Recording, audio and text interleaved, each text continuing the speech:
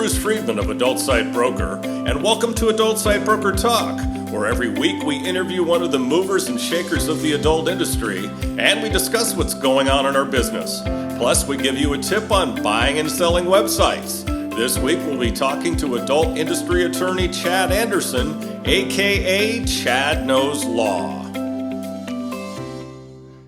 Adult Site Broker is proud to announce Adult Site Broker Cash, the first affiliate program for an adult website brokerage. With Adult Site Broker Cash, you'll have the chance to earn as much as 20% of our broker commission referring sellers and buyers to us at Adult Site Broker. Check our website at adultsitebroker.com for more details. First of all, today, let's cover some of the news going on in our industry.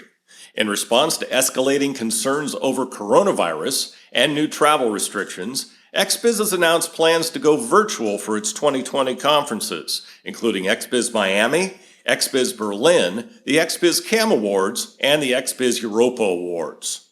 XBiz Miami will take place August 24th to 27th, with the XBiz CAM Awards happening the final day of the show. XBiz Berlin will be October 19th to the 22nd, and the XBiz Europa Awards will also happen the final day.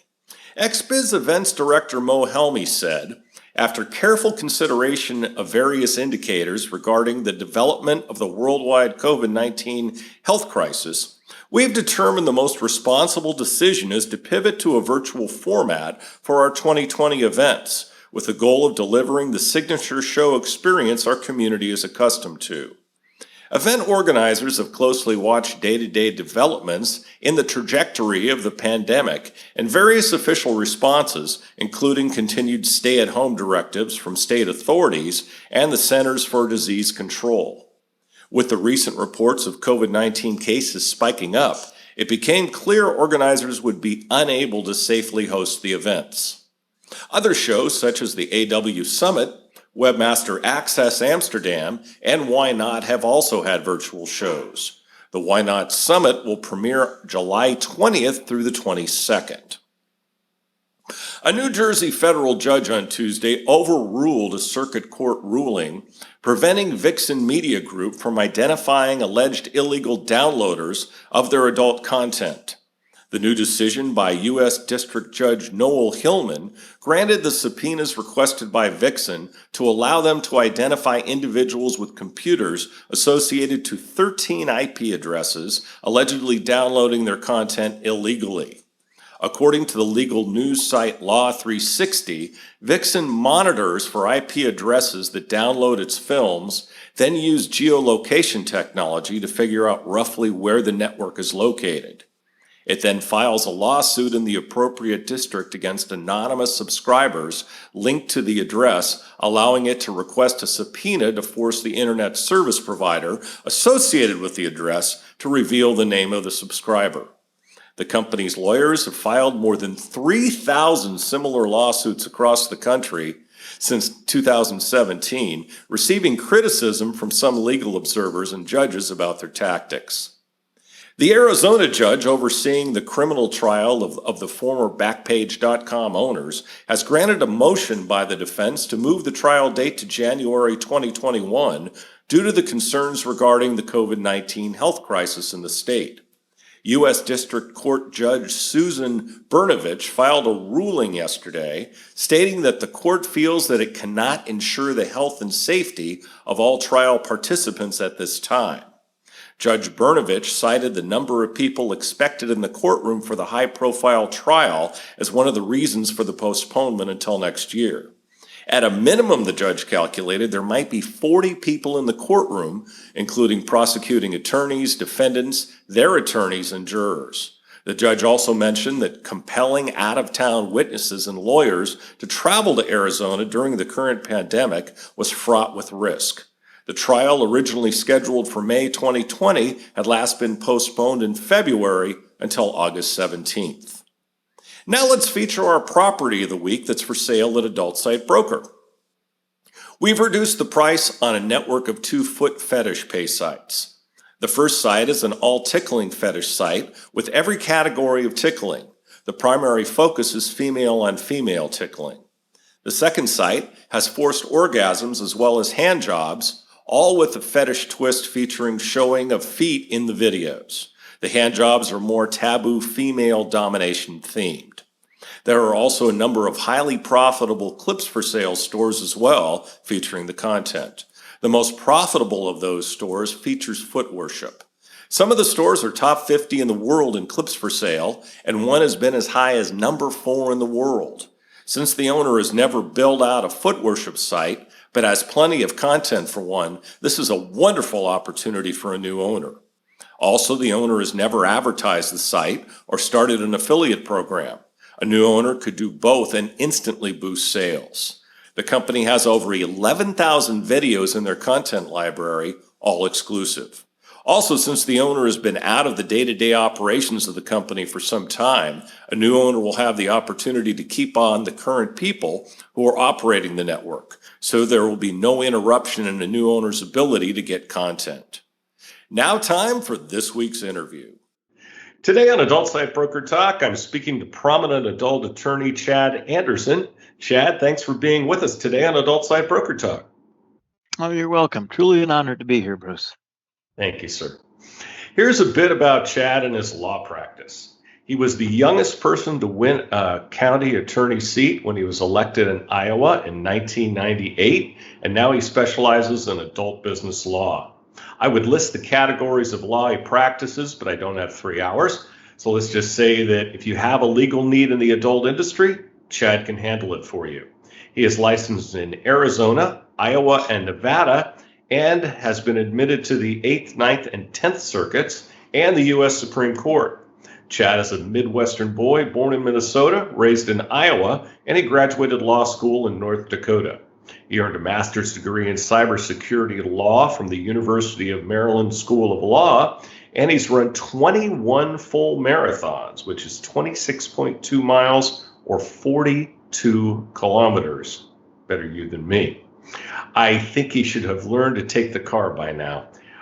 He's been practicing law since 1998, and he's been an adult since 2004, which makes him an old dude. Chad's mission is to provide the best representation in a confidential and affordable manner to a select group of long-term clients. And let me also say that Chad has been doing some work for our company, as well as some clients and associates of ours, and I could not be happier. First of all, Chad, how did you get into this crazy business? Oh, that is an interesting story. I was really a starving lawyer back in 2004, because I left Iowa for Arizona, mostly because it snows in Iowa, and I really wanted to move south. And also, it was the time that I came out of the closet, and I felt much safer in a big city. In Arizona? But yeah, it's much safer than Iowa, even where I was the county attorney. And I had the entire police force, the sheriff's office, all the law enforcement were actually underneath me. So to speak. Yeah, so to speak. But I took the exam in Arizona and passed it and moved here without really having any plan of how to make a living after that.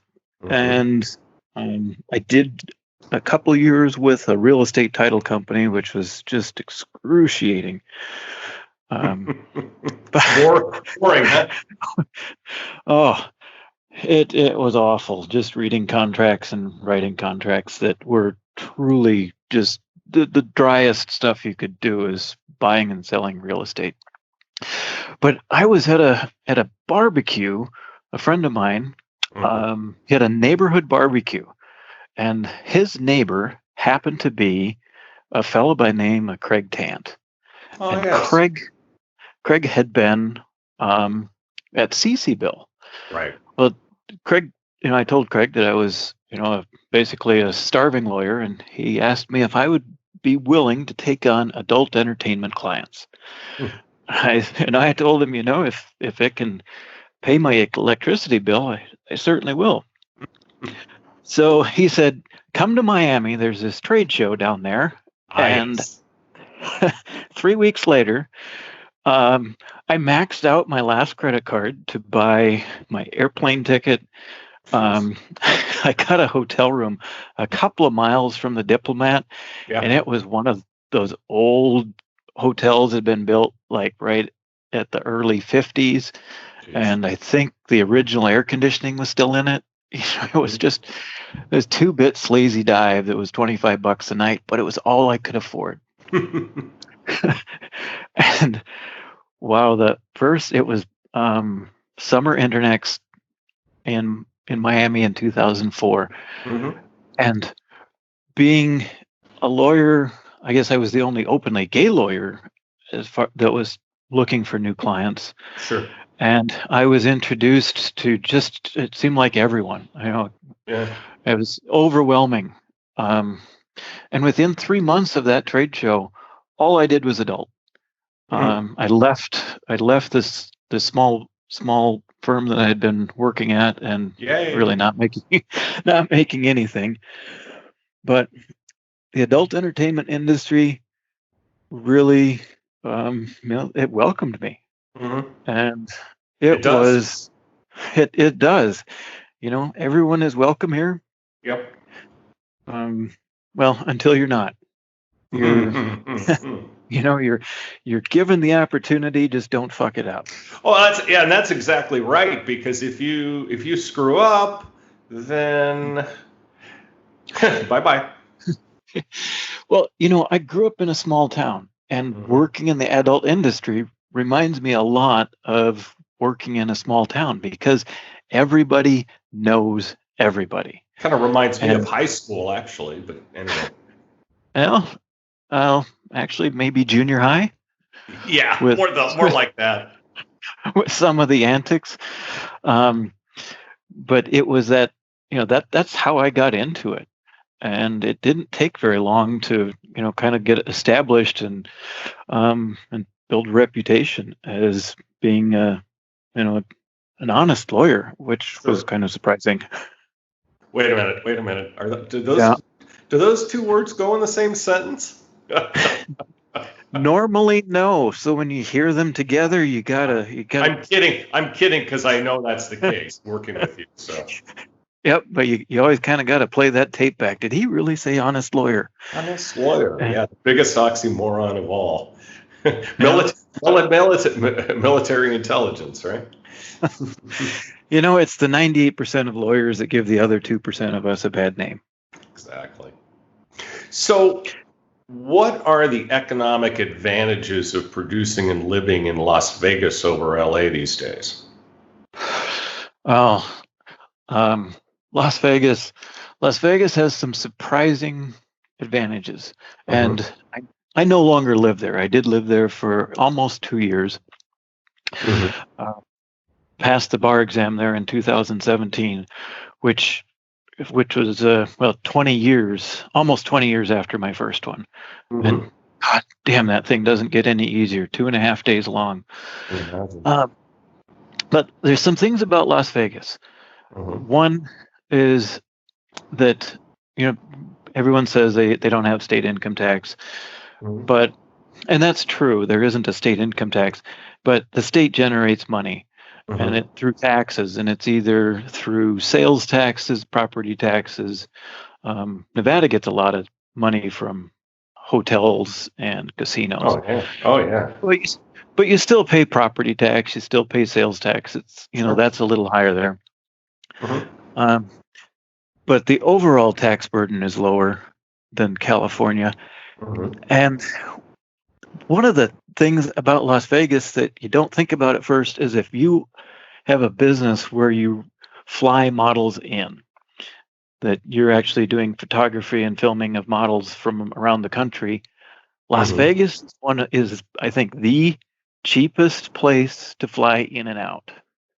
And there's a direct flight to just about every city in the country to Las Vegas. Yeah. So if you've got a model in Minot, North Dakota, I'm sorry, where? I'd say Minot, North Dakota. Okay.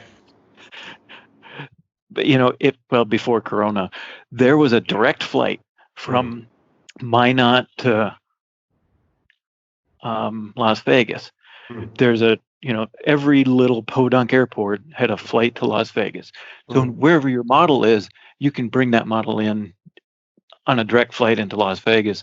That's a lot cheaper than if you flew that model to Los Angeles or San Diego or even Miami because of all the casino and tourist traffic.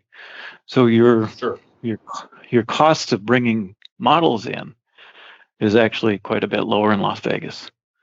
And then the attitude towards adult entertainment, not just legally, but the business attitude, going with a realtor to look at office space,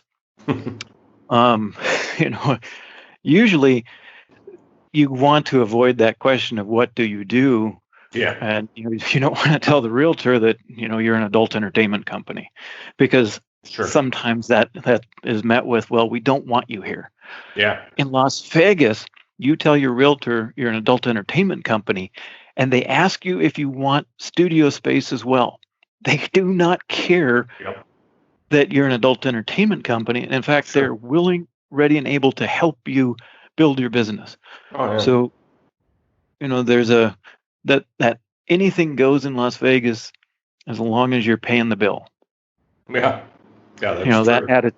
That attitude is unique, and you don't find that in a lot of cities. Sure. And of course, you got the condom laws too. Yes, there are very few laws in Nevada. Period. Period. You can buy marijuana 24 hours a day at a dispensary in Las Vegas as long as you can fog a mirror and you got an ID that says you're 21. Yep. Oh God, those dispensaries are everywhere now. Going to Vegas this time, because it had been years since I had been out there, living out in Asia. I hadn't really had any purpose to go until I came out for the shows this year. And I was just blown away. These places are massive. Yes, and there's some that are just they're an entertainment, just going to the dispensary. Yeah. They've made it an event. Your whole experience in Las Vegas is entertainment. People fly in there to do things that they wouldn't do at home, and going to the dispensary is one of them. So it's an experience. And I remember standing in line at a dispensary, and behind me was this group of women. They were all in their 70s. And they were giggling, and they were talking about how they'd never tried marijuana before. They were probably giggling because they were high. No, they weren't high yet, but they were from Kentucky, so they kind of had that little southern drawl twang to them, and it was so cute seeing these old women that were about to try marijuana for the first time, and how excited they were. Did they tell Mitch McConnell about that? I hope they do, or I hope they did. Because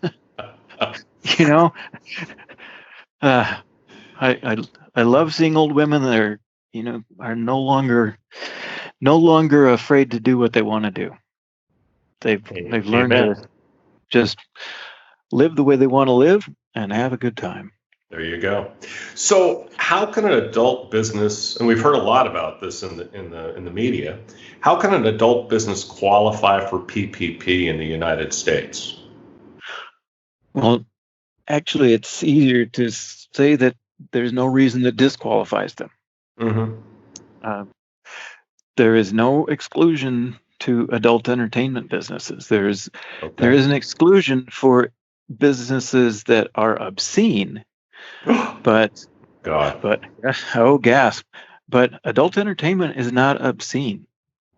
And legally, the definition of obscene is, appealing to the prurient interest. It's not regular mainstream adult entertainment. Obscene, the things that usually you have to get to the level of scat before you get to obscenity. And in the prosecutions against obscenity back in the, what do we call the mid 2000s, the aughts. Sure, why not? Back in the aughts, and the Department of Justice brought an obscenity charge against actually an Arizona company for obscenity, and some of the DVDs that they were claiming were part of this obscenity suit were ones that you could buy in the airport. They were in the airport. Well, you could buy just about anywhere. But one thing that was really funny about that, not funny if you're a defendant, but that through bankruptcy, there was a adult bookstore that had gone bankrupt, and it was owned and operated by a trustee. So it was being owned and operated by a U.S. bankruptcy court trustee. It was being run by the government, and they were selling the same DVD. That's funny. That the Department of Justice was prosecuting a distributor for. So, but what was obscene? The only thing that they found obscene is scat usually. Typical fucking is not obscene. So most adult companies are not dealing in obscenity, so they're not precluded from applying for the payroll protection program. They are qualified. Bottom line is they're not doing anything illegal. Right. And when we've seen in tax credits, like say for Georgia, for example, has tax credits if you film movies in Georgia, but they exclude anyone who is subject to 18 U.S.C. 2257. So if you have to file 2257, or if you maintain 2257 records, then you're not qualified for the Georgia tax credit. And most state tax credits are like that. But the PPP does not have that exclusion, and that is a way that they could have excluded adult businesses, but they did not. I'm kind of surprised that hasn't been challenged in some of the states, or has it been? There are two cases I know of, and both of them ruled in favor of the adult entertainment company. Good. Yeah, one was a strip club in Wisconsin. I heard about that. So the adult entertainment companies are qualified, and there have already been court decisions that have said so. So It may be a little late to get into the PPP right now, but there's no reason to not apply. Okay. It does require you have to have some documentation, and you have to provide your tax returns. Mm-hmm. Which they already have, but you need to show that you had you had so much payroll expense, so much interest expense, and it's actually quite a simple. It's a simple procedure to file that. Yeah, one of my buyers got some. Yeah. I think the hardest thing. He got 2 rounds, but actually. Oh wow! Well, good for him. Yeah. I think the hardest thing is just getting the records together. If you've got a good accountant and have all your stuff in order, it is fairly simple to apply, qualify, and get the money. Okay. So right now, obviously, trade shows with the whole virus situation have gone virtual. Business has most certainly changed. For one thing, nobody's shooting. How is this affecting your business, and do you feel the industry as a whole? Well, my business, I've got a small collection of clients I work with, so it hasn't had a real negative effect on me at this point. Good. But I think going forward, it certainly would if those events, if it's another year and a half or so before we get to go to those, and I think even then there will be fewer people attending them, just because they found out they didn't need to attend them and still got 50% of what they wanted to do done. So it changes the economics of going to trade shows if you've figured out how to get most of the benefit of a trade show out of virtual experience. But Mhm. boy, there is nothing like actually meeting someone in person and I agree. to get to know them and to build trust. And Sure. back to the industry being a small town. Hmm. This is how you get to know the people you work with, as you meet them Right. face to face. Yes. And there is no way that you can mingle in a chat room the same way you can at a mixer or a club when you're at a trade show. You just don't get introduced to people. Hmm. You don't meet new people. You can't do a virtual trade show and expect to get not a lot of new contacts or new customers, new clients, new whatever you're looking for. It's hard to do that online. Yeah, understood. How about the So industry as a whole? from what I understand, the membership based programs have seen a pretty healthy bump up in revenue. Yeah. But at the same time, they're struggling to figure out how to film because they can't get shoots in, talent testing. I Mhm. think talent testing now in LA, Las Vegas, Miami is testing for COVID, but that don't hold me to that. But being able to I test, understand. I understand. I understand they are. yeah, but just being able to test and get your models cleared, that's Right. an issue. And if you have to fly models, getting a Right. model on an airplane, um, the instead of having 25 flights a day to a city, there's one. So trying to schedule models has got to be extremely hard right now. Sure. So Sure. the money's out there because the customers are all online and at home and nothing Yeah. to do. Yeah, And but my question, here's a question for you, and it's kind of rhetorical. With all these people out of work, um, don't you think that could be short-lived? yes, I do. I think people that are out of work, maybe these that they've gotten their stimulus check, uh, Hmm. or haven't been let go yet. Right. Uh, they may be 1 or 2 months that they're going to be paying for a membership, but if their unemployment lasts much longer, that they wouldn't renew. So Right. I think there should be a fall off, and Hmm. usually we see a fall off about this time of year anyway. Is Yes. college students go back home and start going outside more. Well, that might not be the case as much this year. It may not.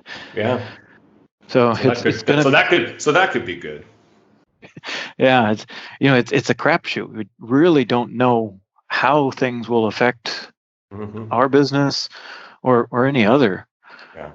It's it you would expect I would say prepare for a downturn, and if you don't have a downturn, great. But if you're prepared for it, at least it won't kick you in the ass. Yeah. Save your nickels. Yeah. So speaking of trade shows, and you and I have both been to quite a few, including some together. Talk to me about some memories you have about all those shows, what you can remember anyway. Because you used to indulge. Well, I quit drinking before I got into the adult entertainment Oh, business. I didn't know that. Okay. Well, then Yep. I guess you do remember then. Okay, you're the one. You're Well, the guy. You're the guy that remembers. What did I do then? Well, now my first trip to Amsterdam, there's definitely some parts there that didn't get recorded. Yeah, I hear you. I gotta remember my first time, and I think it was at a Marriott, and right across the street was a church that had been. It was no longer a church, but was now used as the hotel's convention space, or it was, and the trade show was there. And of course, we didn't get invited back to that one because, we used and abused the church. But yeah, boy, there was a kind of unholy. Yeah, there was a party in there that was. It would have been unholy had I been a Christian. Amen, brother. But and I remember back in 2005, there were a couple of studios that got together, and I think CC Bill was definitely part of the sponsorship, but ran the Rocky Horror Picture Show at the theater in downtown Tempe. Oh, geez. And I'd been to Rocky Horror, but had never dressed up before. Oh, and no. And there was going to be a $300 prize for the costume contest. I decided I was going to win it. Uh-oh. So I actually spent over $300 on the costume. I'm sure you did. I got a wig. I had the wig styled. I got a makeup artist. I had a friend that had been part of a Rocky Horror Show production for many years. So he knew every little detail that I needed about the costume. Boy, I think I nailed it, but it's I think the only time I have dressed in drag. I was going to say that was probably a primarily gay event.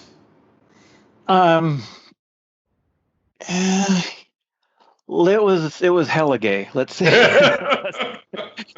The show that I remember on Phoenix Forum, man. Oh God, I miss it. I think they picked a good couple of years to lay off, though. But or a good year to lay off, because it would have probably ended up being canceled. Maybe next year they'll be able to bring it back. That's my hope. But I remember when they had the Heart Attack Grill. Did you go to that? To get that event? I did not go to that one. Yeah, well, everybody went to dinner at a bunch of, probably 30 of us went to dinner at the Heart Attack Grill. You ever been to that place? I have not. It's not made for people my size. That's right. You're a vegetarian. I forgot. Oh my God, it's gone now. But oh Lord, that was a good time. That was a really good time. A couple of the regulars were in there. Well, and the afternoon parties at Hooters, there downtown. Oh yeah. Sadly, one girl fell from the balcony at one of those parties. Yeah, that was tragic. Wasn't there, fortunately. Well, it's funny because my wife's favorite food in the world are Hooters wings. And you look at her, she's a little Thai girl, and it's like really, wings at Hooters? I swear to you, when they'd have Hooters happy hour, she would be the first one there. She wouldn't wait for me. She would just be there eating wings. It was pretty hilarious. So business has now gone virtual, as well as the shows. And how are you doing using Zoom and other forms of online conferencing with your business? Most of what I do is written anyway, so it hasn't changed the way I work very much. I've worked out of my house for most of the last 15 years, so this hasn't changed my business very much. Other than I don't leave the house hardly at all. I think, that has been strange. Yeah. When I was working on my master's thesis, I think I spent 3 weeks without going out of the house. But now not leaving the house, it's just endless. It's scary in the States, man. I got to tell you, fortunately, Thailand has all but eradicated the thing. But God, I couldn't imagine being in the States right now. I'm glad we got out when we did. Yeah, you are. I think Thailand has definitely gotten it. They definitely have it under control. Or at least figure out what to do. Yeah. Well, it's called good governance. It's called having a former military man as the leader of the country. Well, and testing and tracing, and Yes. taking and having the goal of preventing the spread as their primary goal. Mm-hmm.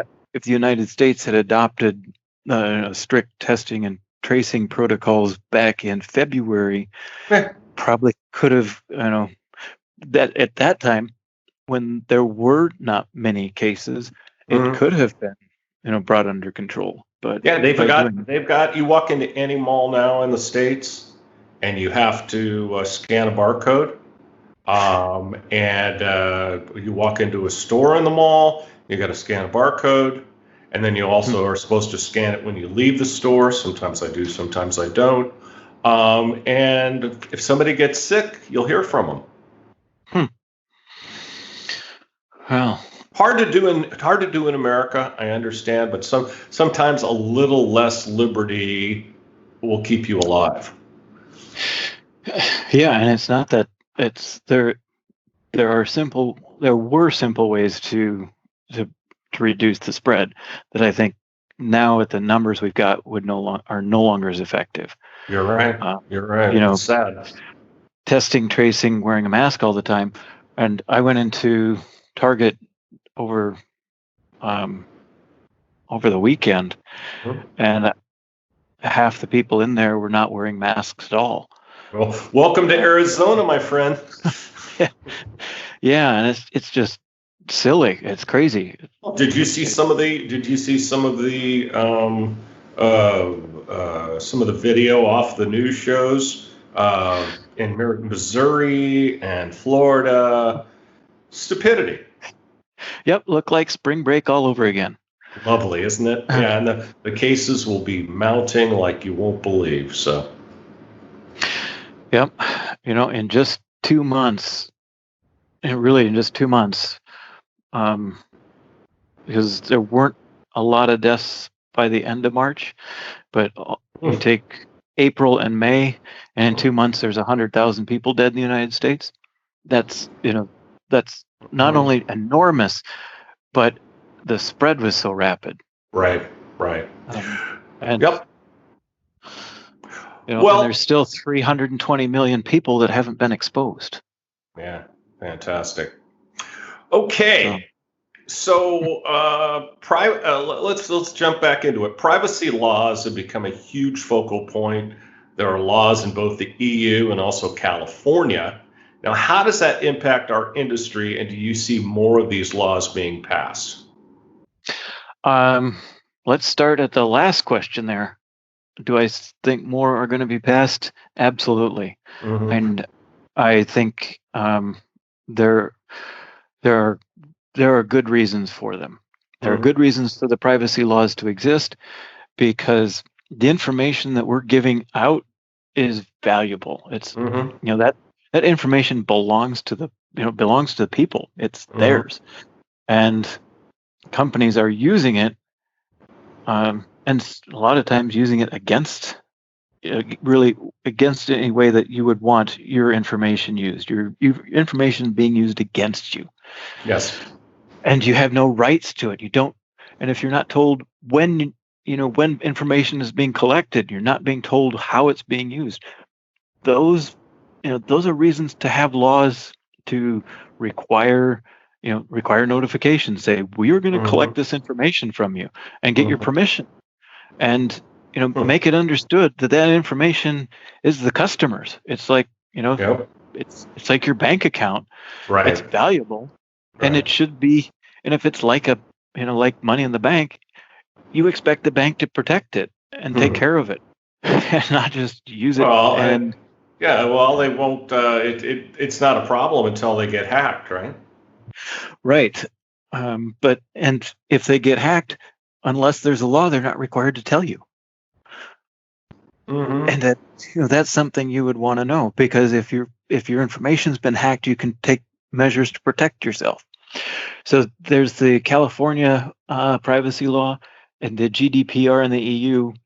I think are just the beginning. I don't think we're going to see laws a lot more extensive than what the GDPR is, but I think there are going to be a lot more that are modeled after it, and very similar. Well, don't you see the U.S. Congress passing something for the whole country? I don't see the U.S. Congress passing it just because they can't. They just don't have the capacity or the moral courage right now to do it. They right now the U.S. Congress cannot find its ass with both hands. Well, let's see. Let's just see if there's a Democratic Senate come January. Then maybe it will be a different story. Yes, but there are privacy laws in Canada, Australia, Japan, and I think more laws they'll start to you'll see similarities in them, so that if you're compliant with the EU GDPR, then you should be compliant with your other laws. So there's a model, right? And GDPR is really extensive, but and being incredibly fucking long. It actually, if you get into it, it does make sense, and it doesn't result in any absurd results, or it doesn't have really absurd results. Sure. Of course, when we first heard about it, everybody freaked out. But I actually I studied on it and I got an European privacy law certification. Nice. So I thought, I can talk to it. Yeah. And I was at a trade show over in the EU, speaking to a U.S. lawyer who happened to be over there, and I asked him what his opinion was of the GDPR. And he said, "What's that?" Huh? Now, this was at 5:00 in the afternoon before the dinners the first night. He said, "What's that?" in my question. The next fucking morning, he was giving a client advice in the breakfast. At breakfast, he was telling a client, giving that client legal advice on GDPR. And this it still frustrates me. And he didn't know what it was. 12 hours before, he did not know what that law was. Well, he must have read it. Morning, that thing is thousands of pages long. Maybe he's a speed reader. It took 4 years. It took 4 years to pass through the EU Parliament. It is comprehensive, and I wouldn't feel comfortable giving extensive advice on GDPR even after getting certified in it. Interesting. It is, in order to know how to comply with that, you have to dive down into the specifics of each business. You start with, for your tech geeks, the data map. If you're online, use the data map. What data is being collected at what point, and where is it being stored, and where is it being transferred to? Who sees it? Right. You need to know where data is coming and going in that business before you can start working on complying with GDPR. Yeah. And I actually think that if you can understand your data map, you can easily comply with GDPR. Okay. But you need to have someone that knows what they're looking at, and you need a good coder who can. You need a policy person and a code person, computer code person, to work together to build a GDPR compliant website. But if you build a GDPR compliant website, you are 95% of the way to California compliant. Sure. And you're compliant with Canada, Australia, Japan.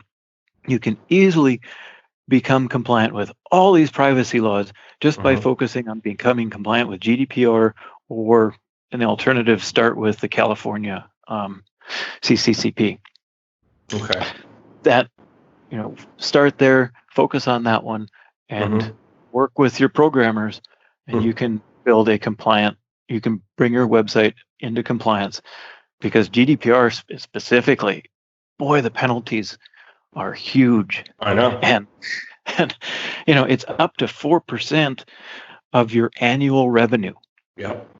Your annual global revenue. Doesn't matter if you've got, if it's your, let's say you've got a Canadian company that violated GDPR, but the Canadian company is a subsidiary of GlobeDom, bigger company. They can take 4% of your total revenues. And I would expect. Have you heard of any cases where they've actually done that? Not an adult, but I've just started enforcement actions that were being published right before Corona, and I don't think there has been any, not that I know of, any enforcement since January, but I would be very surprised if the EU the individual country enforcement arms didn't look at that as a revenue source. Oh, well, don't we all need it now? Exactly. And who is the, raising taxes is politically not expedient. Sure. But enforcing privacy law that's supposed to protect consumers, you know what? That sounds like a revenue source that you're not going to get a lot of complaints from constituents. Oh, absolutely. Absolutely. They're protecting us. They're protecting us. That's what they like. So for the longest time, 2257 was all anyone talked about. And I know there've been some legal victories for the industry. Is it still a thing? No, and I don't think it ever really was. It was, it consumed a lot of oxygen in the adult industry. Oh, yeah. But there were only a half a dozen or maybe a dozen inspections. And a shout out to XBiz, at their LA trade show, they actually brought in the special agent from the FBI who headed one of the inspection teams. Oh, wow. And he gave a nice presentation. He talked about what they would do. He said, if we come to your door and there's a note on the door that says gone, be back in 3 weeks. He said, we'll come in 3 weeks. He said, if your information, your address and stuff is out of date and we go to this old address, he said, we're the FBI. We know how to find you. Yeah. So he was saying, don't sweat those little details. And sure.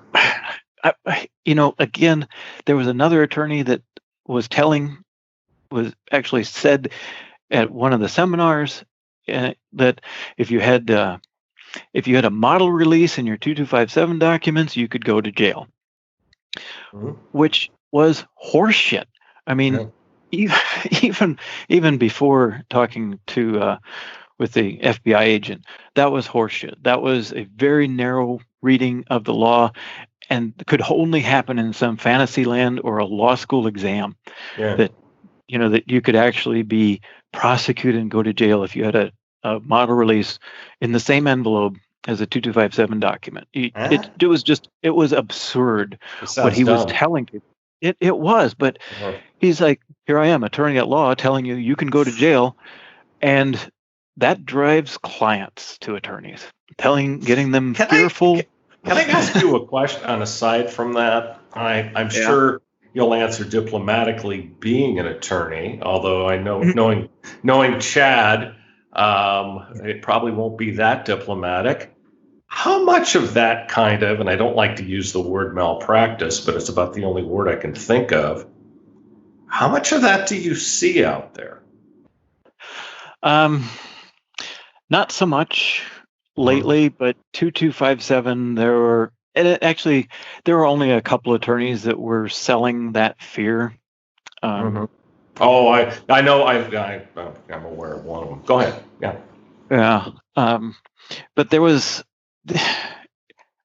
they were making it into a bigger boogeyman than it was. And some were making it into a business.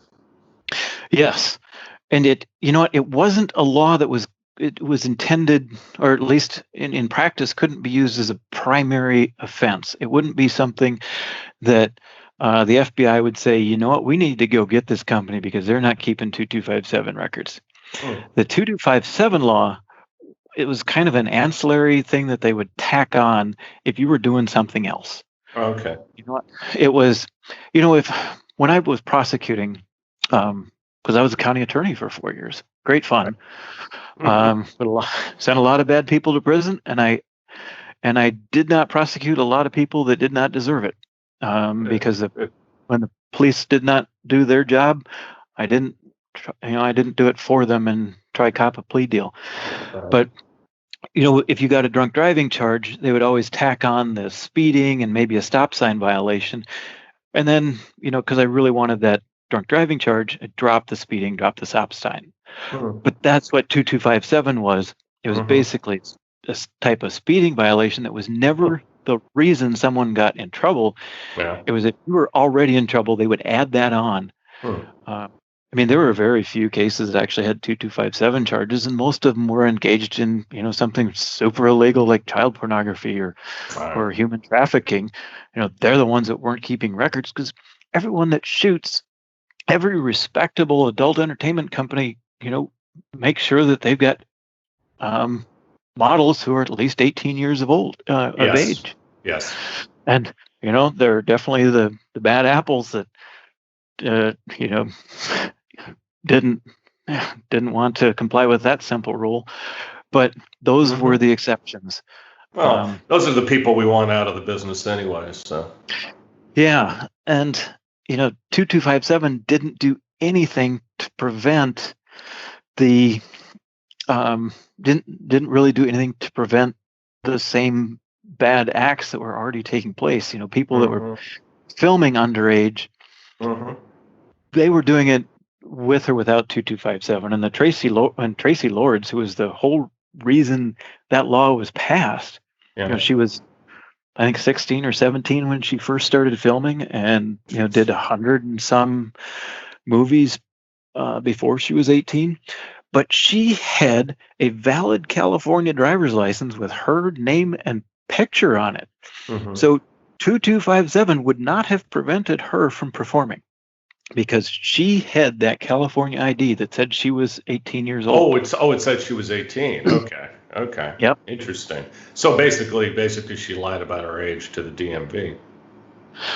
That I don't know how she had that ID, but she had an ID that that 2257, had it been in place at the time, would not have prevented her from performing underage.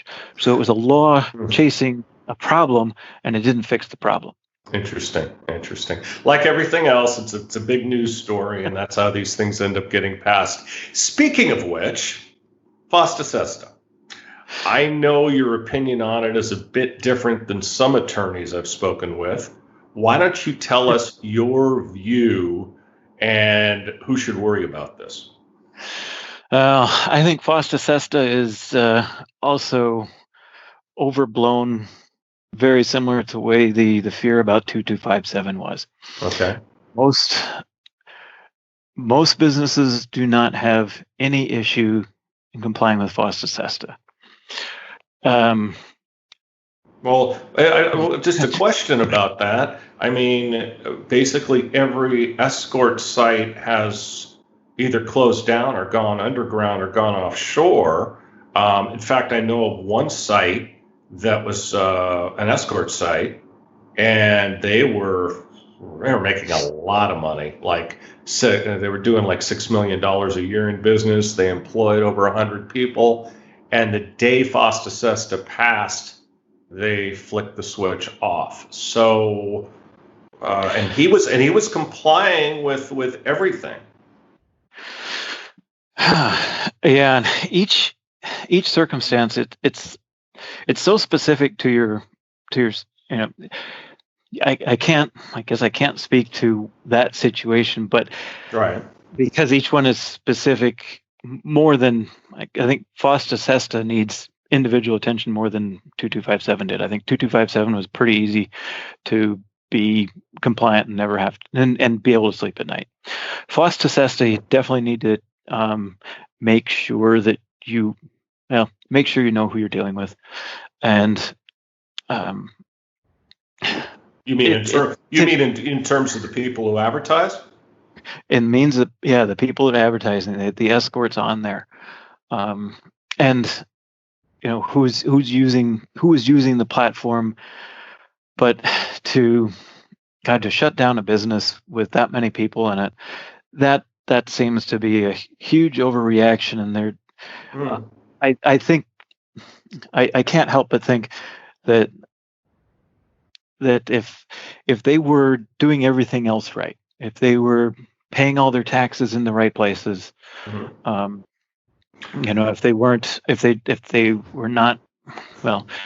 any illegal immigrants that were advertising, the things that really piss law enforcement off.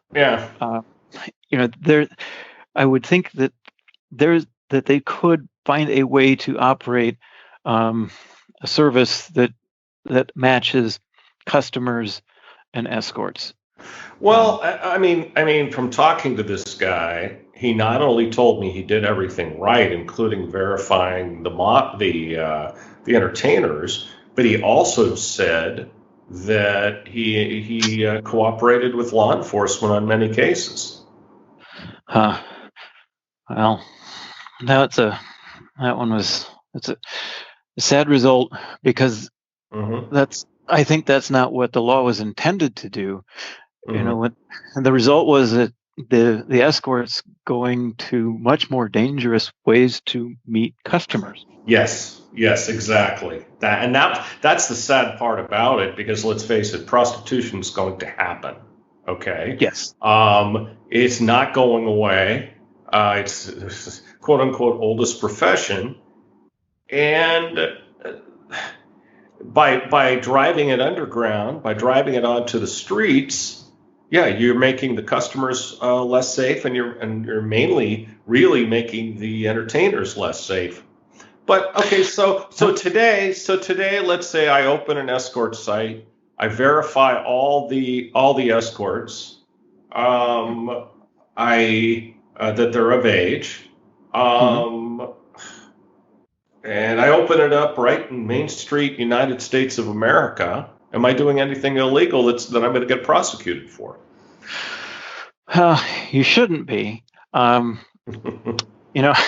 want to make, if the advertisers are not advertising sex for money, that's something you're going to have to police. And that's a tough part. What do you mean by that? I mean, obviously they are, okay, but if they don't say it verbatim, then again, is that illegal? Well, I guess the best way to put this is to tell you as the escort site owner, you need to give me, as your attorney, enough to work with, so that I can make the plausible argument that you're not selling sex for money. You have to give me enough there that I can make that argument believable. Yeah. And if you can do that, I think that's when you can maintain a site that, similar to what the escort sites were, right, and connect those workers with their customers. Well, we know why we know why Backpage went down. There was a lot of other things behind it. Anyone who hasn't read the articles can Google it and see all the laws they broke. I think that's probably the primary reason that most escort sites closed, is because what happened to Backpage. They used Backpage as an example and said this could happen to you. But you know what? If you weren't fucking around with all the other shit that the Backpage people were doing, then no, it's not going to happen to you. Yeah, money laundering can be money laundering and other things that the site was doing, like moderating it, and when people were advertising underage girls and taking that part out, and yeah, I think that's kind of bad. So what other legal issues are affecting our industry right now? I think those are the big ones. We don't see obscenity. At least I'm not aware of obscenity prosecutions anymore. I think the biggest issue you have to deal with legally isn't complying with the laws. It's complying with what Visa and MasterCard require you to do. Yes. Because they aren't lawmakers, but they're rule makers. They make the rules if you want to use their system. Right. And whatever rule they decide, that's what you have to live with. And if you can't process Visa, MasterCard online, you've cut off a huge revenue or potential revenue stream. So you're out of business basally if you can't use MasterCard and Visa. They have you by the balls. You have to comply with what they ask, and that is, I think, truly the focus should be. Number one, comply with Visa, MasterCard. Number two, comply with GDPR. Yep. You get those two down, you really don't have to worry about any other jurisdiction because you are 95% of the way there for everything just by getting those two down. Nice. Nice. All right. Well, hey, Chad, it's been a blast, as it always is, talking to you. I'd like to thank you very much for being on Adult Site Broker Talk today. I hope to get you back on for a future show. Oh, yeah. We haven't even talked about incorporation. All right. Where to do it. Let's save that for a next one. Sounds good, my man. Take care. All right. Bye. Bye. My broker tip today is part 1 on how to buy a site. The first question to ask yourself is, what kind of site would you like to buy? Would you like a tube site, a cam site, a dating site, a membership site, a social media site, or something else? If you want to buy a membership site, what type of site do you want and what niche? There are literally hundreds of niches and many sub-niches. For instance, let's say you want to buy a gay site. Under gay, there is bears or mature, bareback, Asian, Latino, amateur, bi, black, Euro, and fetish, along with many fetishes under that classification. Plus, there's hardcore, jocks, porn stars, solo, trans, twinks, and uniforms. Straight has even more sub-niches. How you make this decision should be based on these factors. What interests you? What you enjoy should definitely play a part in what you buy. If you like men and want to make money on a straight site, that's probably a really bad idea, assuming you're a guy. Same thing if you're straight and want to buy a gay site. So what you like plays a part. What is your budget? This is something you need to establish at the very beginning. Not only do you need to know what it is you're working with, but some classifications of sites are more expensive than others. For instance, if you want to buy a cam site with any traffic or revenue at all, you will need a lot of money. In fact, to buy any established site will be somewhat expensive. If you buy a site that's pretty much just a platform without traffic or sales, you will need a huge investment to build it up. In that case, it might actually be as good or better just to start your own site. That way you get exactly what it is you're looking for. We'll talk about this subject more next week. And next week, we'll be talking to Alex LeConte of Seven Veils. And that's it for this week's Adult Site Broker Talk. I'd once again like to thank my guest, Chad Anderson. Talk to you again next week on Adult Site Broker Talk. I'm Bruce Friedman.